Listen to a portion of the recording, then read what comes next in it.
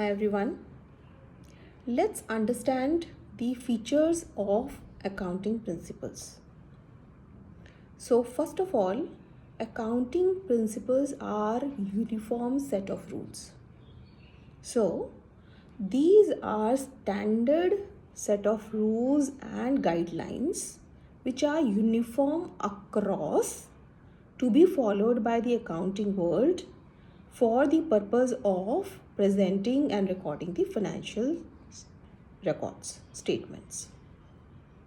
Second is accounting principles are man-made. So these principles have been prepared by, it's a man-made principles, and these have been prepared basis the reasoning, experiences which accountants have encountered, and investors, creditors, everybody's opinion. So these have been prepared.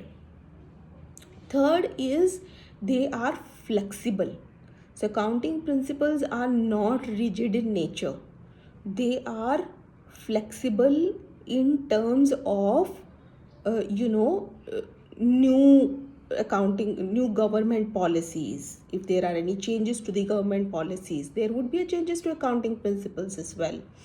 So if there are some new rules have come into the organization, so in that case the principles would be flexible. So these are quite flexible in nature. So the fourth feature is accounting principles are generally accepted. So they are the defined rules and guidelines which are generally accepted.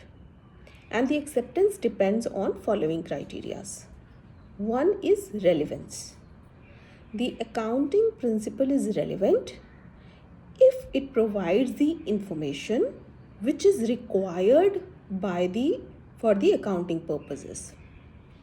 Second is objectivity. It is objective if it is free from any personal biases or judgments.